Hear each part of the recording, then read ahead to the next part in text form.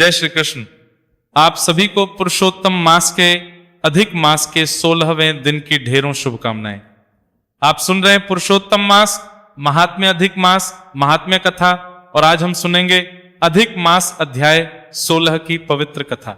इससे पहले आपने हमारे चैनल पर अधिक मास के पिछले अध्याय की पवित्र कथा सुनी थी, जिसमें पुरुषोत्तम मास की दिव्य महिमा और भगवान की असीम कृपा का वर्णन हुआ था। आज की यह कथा उसी पावन प्रवाह को आगे बढ़ाती है। एक दिन युधिष्ठिर गंभीर चिंतन में बैठे थे। उनके मन में बार बार यही विचार उठा रहा था कि धर्म का पालन करने पर भी उन्हें इतना दुख क्यों सहना पड़ रहा है। कभी असत्य का आश्रय नहीं लिया, किसी का अहित नहीं किया, फिर भी भाग्य ने उन्हें वनवास का दारुण दुख दिया। उसी समय भगवान श्री कृष्ण वहां पधारे, जैसे अंधकार में सूर्य का उदय हो जाए। वैसे ही श्री कृष्ण के दर्शन से समस्त पांडवों के मुखमंडल पर प्रसन्नता छा गई। द्रौपदी ने विनम्रता से उनका स्वागत किया। भीम, अर्जुन, नकुल और सहदेव ने श्रद्धा पूर्वक प्रणाम किया। धर्मराज ने भी भगवान के चरणों में मस्तक झुकाया और बोले, हे जगत के पालनहार, हे भक्तवत्सल प्रभु, आप सब कुछ जानते हैं। हमारे जीवन में एक के बाद एक विपत्तियां आ रही हैं। कृपा करके ऐसा उपाय बताइए जिससे मनुष्य अपने पापों से मुक्त होकर आपके परम धाम का अधिकारी बन सके। भगवान श्री कृष्ण मधुर मुस्कान के साथ युधिष्ठिर की ओर देखने लगे। वे बोले, हे धर्मराज, तुम्हारा प्रश्न केवल तुम्हारे लिए नहीं बल्कि आने वाले युगों के समस्त प्राणियों के कल्याण का कारण बनेगा। संसार में अनेक व्रत, यज्ञ, तप और दान बताए गए हैं, परंतु एक ऐसा दिव्य काल भी है जिसकी महिमा सबसे विलक्षण है।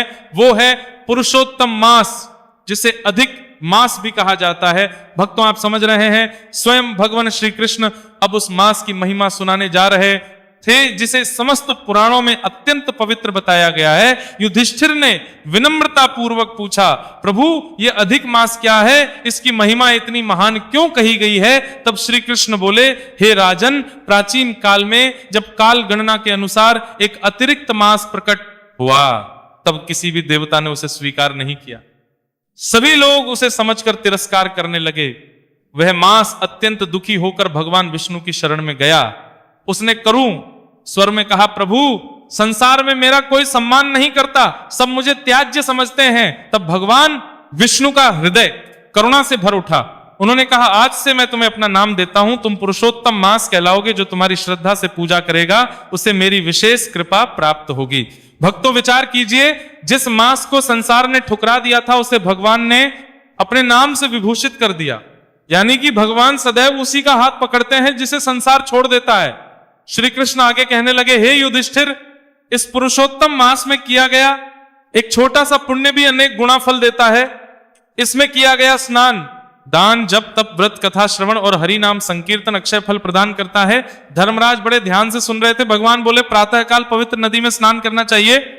यदि नदी उपलब्ध ना हो तो शुद्ध जल से स्नान करके भगवान का स्मरण करना चाहिए। इसके बाद तुलसी के समीप दीप प्रज्वलित करना चाहिए। तुलसी एक पौधा नहीं है, वो भगवान की प्रिय स्वरूपा है। जो पुरुषोत्तम मास में तुलसी की सेवा करता है उसके अनेक जन्मों के दोष नष्ट होने लगते हैं। भक्तों, स्कंद पुराण और पद्म पुराण में तुलसी सेवा की महिमा का अत्यंत सुंदर वर्णन मिलता है। भगवान श्री कृष्ण ने आगे कहा, जो मनुष्य इस मास में भगवत गीता का पाठ करता है उसके अंतःकरण का अज्ञान दूर होने लगता है। जो हर का संकीर्तन करता है उसके हृदय में भक्ति का प्रकाश फैलता है।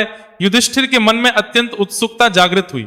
उन्होंने पूछा, हे प्रभु, क्या कोई ऐसा उदाहरण है जिससे इस मास की महिमा और स्पष्ट हो सके? श्री कृष्ण बोले, हे राजन, सुनो, प्राचीन समय में एक निर्धन ब्राह्मण रहता था।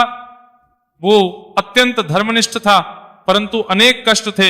एक दिन एक महात्मा उसके घर आए। उन्होंने उसे पुरुषोत्तम मास का व्रत करने की प्रेरणा दी। ब्राह्मण ने श्रद्धा से उस मास में प्रतिदिन स्नान किया, भगवान विष्णु का पूजन किया, तुलसी सेवा की, दीप दान किया और यथाशक्ति दान दिया। उसके पास देने के लिए बहुत कुछ नहीं था, फिर भी उसने श्रद्धा नहीं छोड़ी। भक्तों, भगवान नहीं देखते, भावना देखते हैं। कुछ समय बाद उसके जीवन में अद्भुत परिवर्तन आने लगा। उसका मन शांत हुआ, परिवार में सुख बढ़ा और सबसे बड़ा लाभ यह हुआ कि उसके हृदय में भगवान के प्रति अटूट प्रेम उत्पन्न हो गया। युधिष्ठिर ये सुनकर अत्यंत प्रसन्न हुए, परंतु श्री कृष्ण अभी और गुड़ रहस्य बताने वाले थे। वे बोले, हे धर्मराज, पुरुषोत्तम मास केवल भौतिक सुख देने के लिए नहीं है। इसका उद्देश्य जीव को भगवान की ओर ले जाना है। जो व्यक्ति इस मास में अपने भीतर झांकता है, अपने दोषों को पहचानता है और प्रभु से क्षमा मांगता है, वो आध्यात्मिक उन्नति प्राप्त करता है। वन की शीतल वायु बह रही थी। समस्त पांडव मंत्रमुग्ध होकर भगवान के वचनों को सुन रहे थे। श्री कृष्ण ने आगे कहा, इस मास में गौ सेवा का भी विशेष महत्व है। गौ माता की करने से अनेक प्रकार के पापों का क्षय होता है।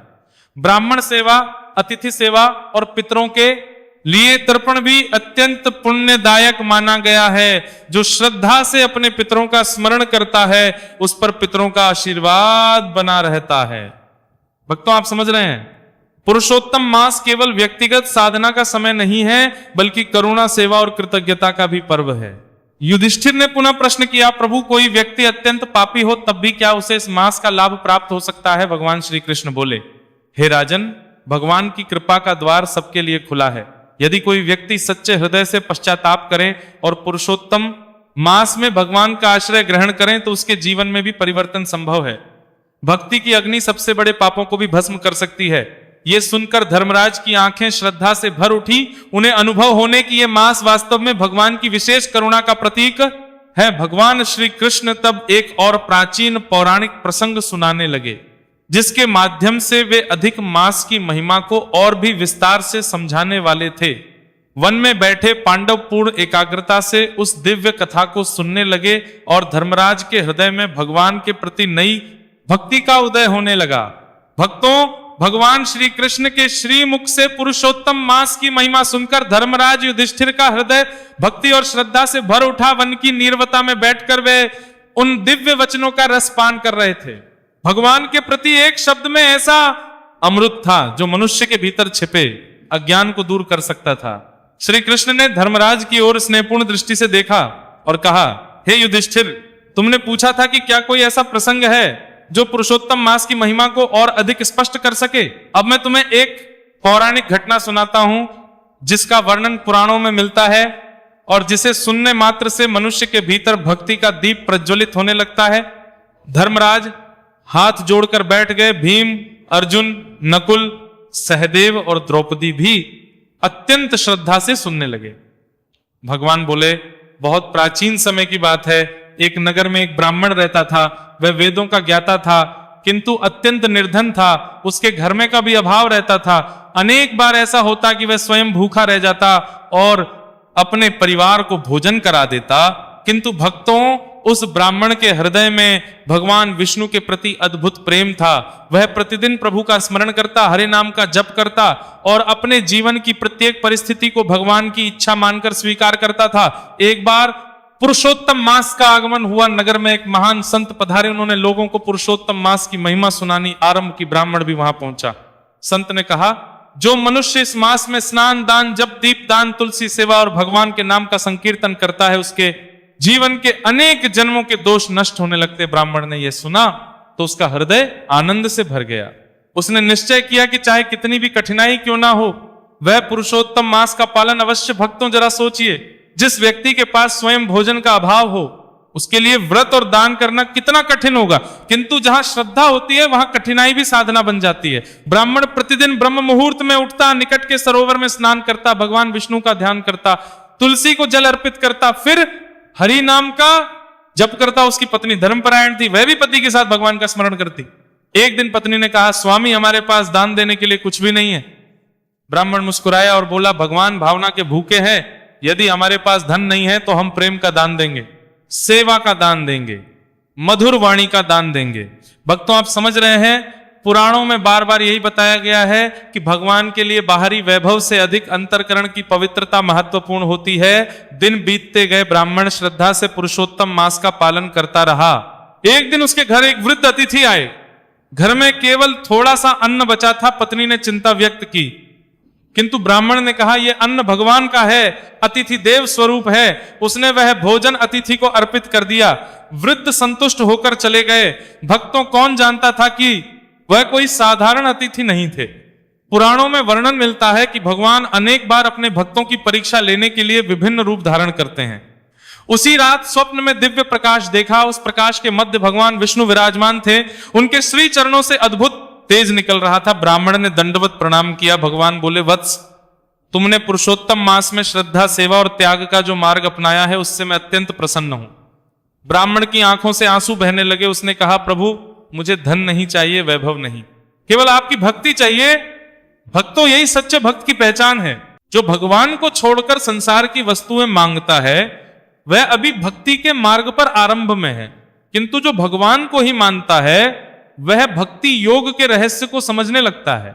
भगवान विष्णु ने कहा, वत्स, तुम्हारे हृदय में जो प्रेम है वही सबसे बड़ा धन है। यह कहकर प्रभु अंतर हो गए, स्वप्न समाप्त हुआ, किंतु ब्राह्मण के जीवन में एक नया अध्याय आरंभ हो चुका था। उसका मन अब और अधिक निर्मल हो गया। वो पहले से भी अधिक श्रद्धा से पुरुषोत्तम भगवान का स्मरण करने लगा।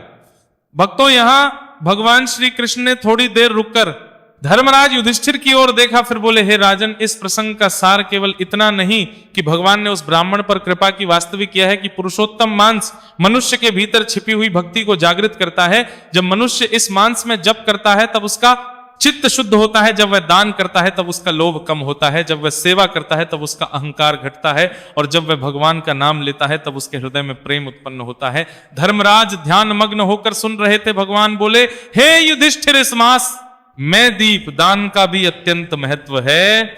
जो श्रद्धा से भगवान के समक्ष दीप प्रज्वलित करता है उसके जीवन का अंधकार धीरे धीरे दूर होने लगता है।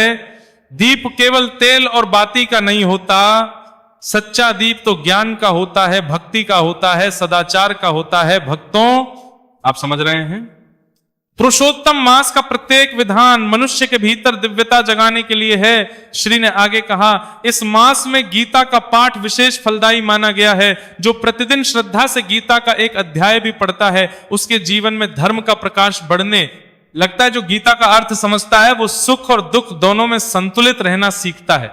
ये सुनकर अर्जुन के मुख पर विशेष भाव प्रकट हुए, क्योंकि गीता का उपदेश उन्हें ही प्राप्त होना था, किंतु उस वे भी भगवान के वचनों का रसास्वादन कर रहे थे। श्री कृष्ण ने आगे कहा, हे धर्मराज, एक और बात सुनो। पुरुषोत्तम मास में गौ सेवा का जो पुण्य मिलता है वो अत्यंत दुर्लभ है। गौ माता के प्रति श्रद्धा रखने वाला व्यक्ति भगवान की कृपा का पात्र बनता है। इसी प्रकार ब्राह्मण सेवा, संत सेवा और भूखे प्राणियों को अन्न देना भी महान पुण्यदायक है। वन का अत्यंत पवित्र हो चुका था, ऐसा प्रतीत हो रहा था मानो स्वयं देवता भी इस दिव्य संवाद को सुन रहे हो। धर्मराज युधिष्ठिर ने विनम्रता से पूछा, प्रभु, क्या केवल बाहरी कर्म पर्याप्त है या हृदय की भावना भी आवश्यक है? भगवान श्री कृष्ण मुस्कुराए वे बोले, हे राजन, यदि भावना न हो तो कर्म केवल शरीर की क्रिया बनकर रह जाता है, और यदि सच्ची भावना हो तो छोटा सा कर्म भी महान साधना बन जाता है। इसीलिए पुरुषोत्तम मास में सबसे अधिक महत्व श्रद्धा का है। भक्तों, जरा विचार कीजिए, भगवान को प्राप्त करने का मार्ग दूर नहीं है, वो हमारे अपने हृदय से होकर जाता है। जब मन निर्मल होता है तब भगवान की कृपा स्वतः अनुभव होने लगती है। वनवास के उस पावन क्षण में धर्मराज के मन की अनेक शंकाएं दूर होने लगी। अब वे समझने थे पुरुषोत्तम मास केवल तिथि का नाम नहीं बल्कि भगवान की करुणा का सजीव स्वरूप है। और उसी समय श्री कृष्ण ने एक और अत्यंत गूढ़ रहस्य बताना आरंभ किया, जिसमें यह वर्णन था कि कैसे पुरुषोत्तम मास का प्रभाव केवल इस जन्म तक सीमित नहीं रहता बल्कि जीव के अनेक जन्मों के कल्याण का कारण बनता है। समस्त पांडव एकाग्रचित होकर उस दिव्य रहस्य को सुनने लगे। भक्तों, भगवान श्री कृष्ण के श्रीमुख से पुरुषोत्तम मास की महिमा सुनते सुनते धर्मराज युधिष्ठिर का हृदय अद्भुत शांति से भर गया। वनवास का दुहक जैसे कुछ क्षणों के लिए दूर हो गया था। भगवान के वचन अमृत के समान उनके अंतःकरण में उतर रहे थे। भगवान श्री कृष्ण ने आगे कहना आरंभ किया, हे धर्मराज, अभी मैंने तुम्हें उस निर्धन ब्राह्मण की कथा सुनाई जो श्रद्धा पूर्वक पुरुषोत्तम मास का पालन करता था। अब मैं तुम्हें कथा का आगे का प्रसंग सुनाता हूं, जिससे यह ज्ञात होगा कि इस मांस का प्रभाव केवल एक जीवन तक सीमित नहीं रहता बल्कि जीव के अनेक जन्मों का कल्याण करता है। युधिष्ठिर हाथ जोड़कर सुनने लगे। भगवान बोले, उस ब्राह्मण ने अपना संपूर्ण जीवन भगवान विष्णु की भक्ति में व्यतीत किया। उसने पुरुषोत्तम मांस का व्रत कभी नहीं छोड़ा।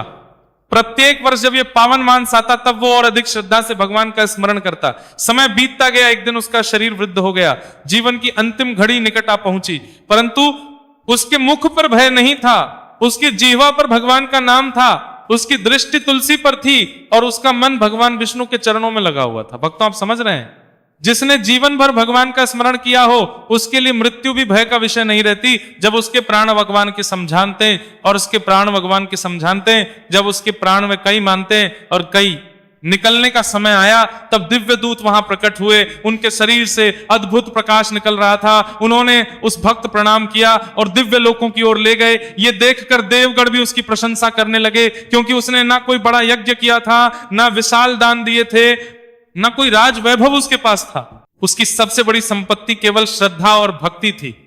भगवान श्री कृष्ण ने कहा, हे युधिष्ठिर, यही पुरुषोत्तम मास का प्रभाव है जो श्रद्धा से इसका पालन करता है। भगवान उसके जीवन को पवित्र बना देते हैं। धर्मराज भाव विभोर होकर सुन रहे थे, तब उन्होंने एक प्रश्न किया, हे प्रभु, यदि कोई मनुष्य बहुत बड़े कर्मकांड ना कर सके, बहुत अधिक दान ना दे सके, तो क्या वो भी इस मांस का पूर्ण लाभ प्राप्त कर सकता है? भगवान बोले, हे राजन, अवश्य कर सकता है। यदि कोई मनुष्य सच्चे मन से भगवान का नाम ले, एक दीपक श्रद्धा से जलाए, तुलसी को प्रणाम करे, किसी भूखे को अन्न दे, किसी दुखी को सांत्वना दे, तो भी वो पुरुषोत्तम भगवान की कृपा का अधिकारी बन सकता है, क्योंकि इस मांस का मूल आधार भक्ति है, पर दर्शन नहीं। भक्तों, जरा विचार कीजिए, आज भी कितने लोग ये सोचकर निराश हो जाते हैं कि उनके पास धन नहीं है, साधन नहीं है, इसलिए वे धर्म नहीं कर सकते। किंतु भगवान का संदेश स्पष्ट है, भक्ति के लिए धन नहीं, श्रद्धा चाहिए। सेवा के लिए वैभव नहीं करना चाहिए, और भगवान सन करने के लिए बाहरी आडंबर नहीं, निर्मल हृदय चाहिए। श्री कृष्ण आगे कहने लगे, हे धर्मराज, पुरुषोत्तम मास में पितरों का स्मरण करना भी अत्यंत शुभ माना गया है। जो मनुष्य श्रद्धा से तर्पण करता है, अपने पूर्वजों को स्मरण करता है, उसके कुल पर भगवान की विशेष कृपा होती है, क्योंकि जो अपने मूल को नहीं भूलता, भगवान भी उसे नहीं भूलते। वन में बैठे सभी पांडव गंभीर हो गए, उन्हें अपने पूर्वज की स्मृति आने लगी। भगवान बोले, इसी प्रकार इस मास में संतों की सेवा करना, धर्म ग्रंथों का श्रवण करना और सत्संग में बैठना भी महान पुण्य प्रदान करता है। सत्संग मनुष्य के जीवन की दिशा बदल देता है। एक क्षण का सत्संग भी अनेक जन्मों के अंधकार को दूर कर सकता है। भक्तों, यही कारण है कि पुराणों में बार बार कथा श्रवण का महत्व बताया गया है। जब मनुष्य भगवान की कथा सुनता है, तब उसका मन से हटकर परमात्मा की ओर मुड़ने लगता है। श्री कृष्ण ने आगे कहा, हे युधिष्ठिर, एक समय की बात है, एक नगर में एक व्यापारी रहता था। वो धनवान था, परंतु अत्यंत लोभी था। धर्म और दान में उसकी कोई रुचि नहीं थी, वो केवल धन संग्रह में लगा रहता था। एक बार पुरुषोत्तम मास आया, नगर में कथा और कीर्तन होने लगे, लोग व्रत करने लगे, दान देने लगे, किंतु वो व्यापारी इन सब बातों का उपहास करता था। उसे लगता कि धन ही सबसे बड़ा बल है। एक दिन वो कथा स्थल के पास से गुजर रहा था, वहां एक संत पुरुषोत्तम मास की महिमा सुना रहे थे। व्यापारी रुक गया, उसने कुछ देर कथा सुनी। पहले तो उसने उपेक्षा की, परंतु धीरे धीरे संत के शब्द उसके हृदय में प्रवेश करने लगे। संत कह रहे थे, धन, यश, पद और वैभव सब यहीं रह जाते हैं, मनुष्य के साथ केवल उसके शुभ कर्म जाते हैं। ये वाक्य सुनकर व्यापारी का मन विचलित हो गया। उसे पहली बार जीवन की नश्वरता का अनुभव हुआ। भक्तों, आप समझ रहे हैं, कभी कभी भगवान केवल एक वाक्य के माध्यम से भी मनुष्य का जीवन बदल देते हैं। व्यापारी ने उसी दिन से अपने जीवन की दिशा बदल दी। उसने पुरुषोत्तम मास में दान देना आरंभ किया, गरीबों की सहायता की, गौ सेवा की, तुलसी पूजन किया, भगवान का नाम जपने लगा। धीरे धीरे उसका हृदय बदल गया।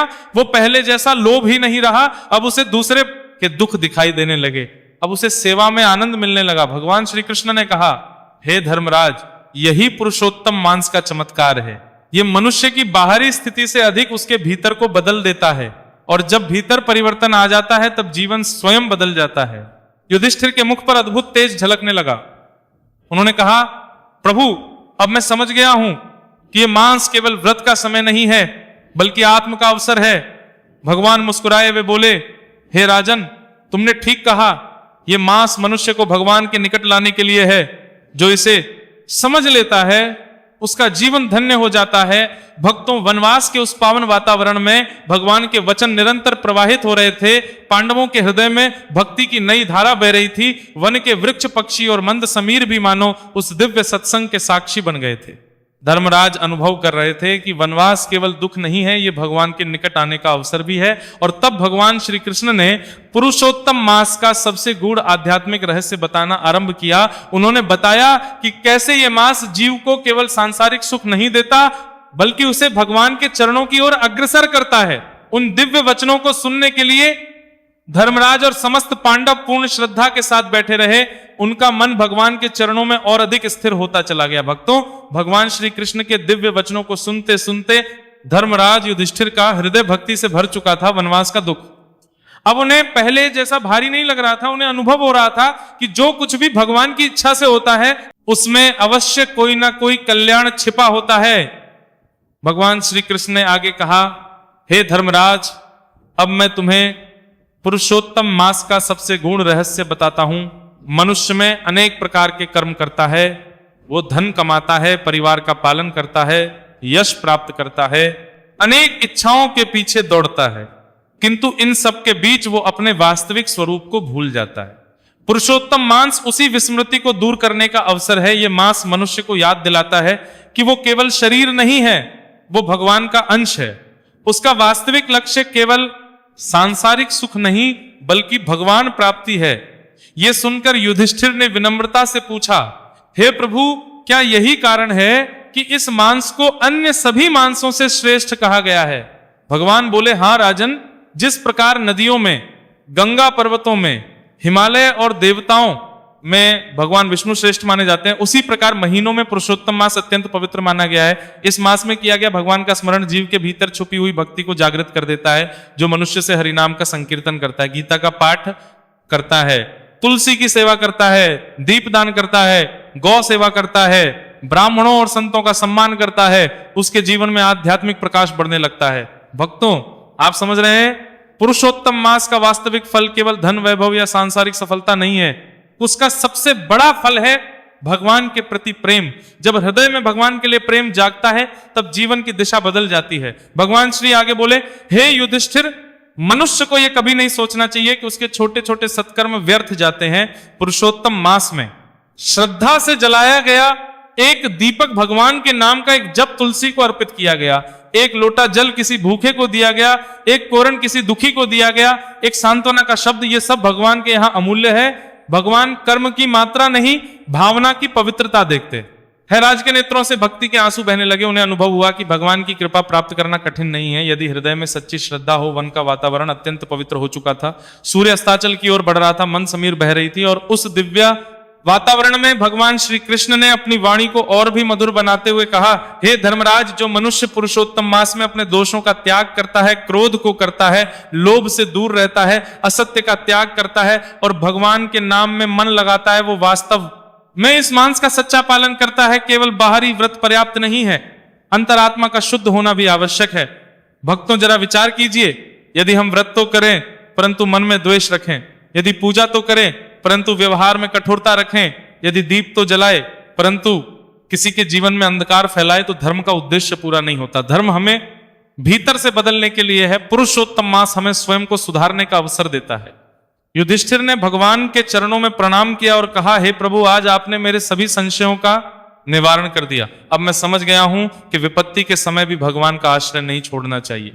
वनवास भी भगवान की कृपा बन सकता है यदि उसमें भक्ति जुड़ जाए। भगवान प्रसन्न होकर बोले, हे धर्मराज, यही इस कथा का सार है। सुख में भगवान को याद करना सरल है, परंतु दुख में भी जो भगवान पर विश्वास बनाए रखे वही सच्चा भक्त है।